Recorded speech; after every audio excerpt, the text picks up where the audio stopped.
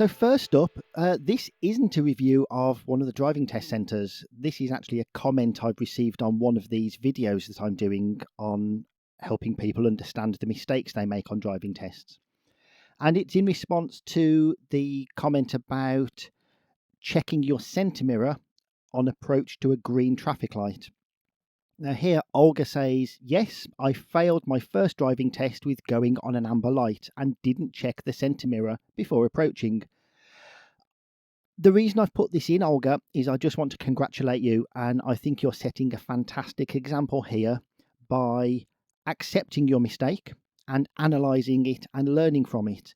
This is going to make you a fantastic driver, and I genuinely wish you all the best for your next attempt. Well done for you. So on to the first review. Here we have a comment from Linda. Linda is saying here that she was driving a little bit under the speed limit and the examiner has told her she was driving too slowly. The example she gives was on a 40 road she was driving 35 to 38, and on a 50 road she was driving around 45. Why not drive at 40 on a 40 and 50 on a 50 if it is safe to do so?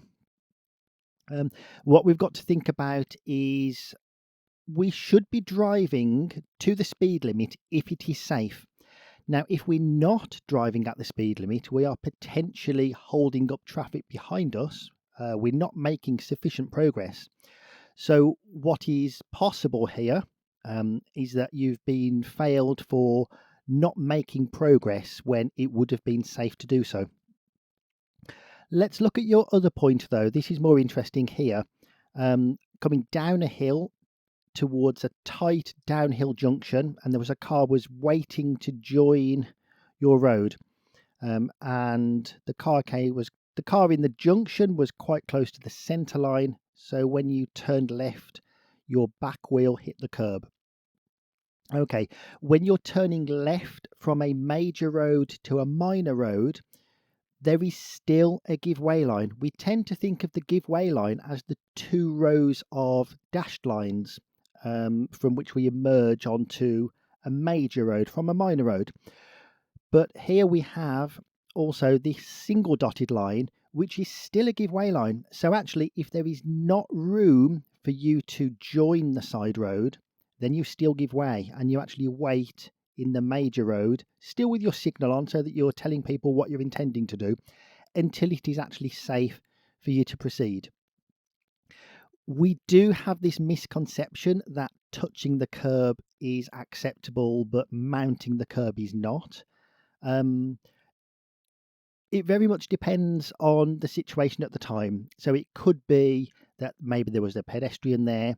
Maybe you touching the curb was just a demonstration of trying to proceed when actually you should have been giving way. And this is another example to do with speed. Ellis is saying, I got failed for doing 40 on a 50 road going through a crossroads with my right of way. I'm going to change the word right of way to priority because that is the correct terminology here. And you're using the word major. I think you're using that to suggest a serious fault rather than a minor fault. Little bit confusing terminology there because major is also a major road, but I think you're using that to suggest it was a serious fault there. As always, unless I was there at the time, I can't say for certain what happened. But if you are approaching crossroads and you are on the road that has priority and you can clearly see that there are no other cars moving in the side roads, then it is perfectly appropriate to do 50 miles an hour. So again, I'm going to agree that that could be a serious fault, especially if you are impeding the progress of other traffic due to driving too slowly. So I hope that's explained those couple of faults to do with speed and the one to do with give way lines. Once again, congratulations to Olga, who has really reflected on failing and has taken responsibility for learning and improving. So we'll see you on another video again very soon.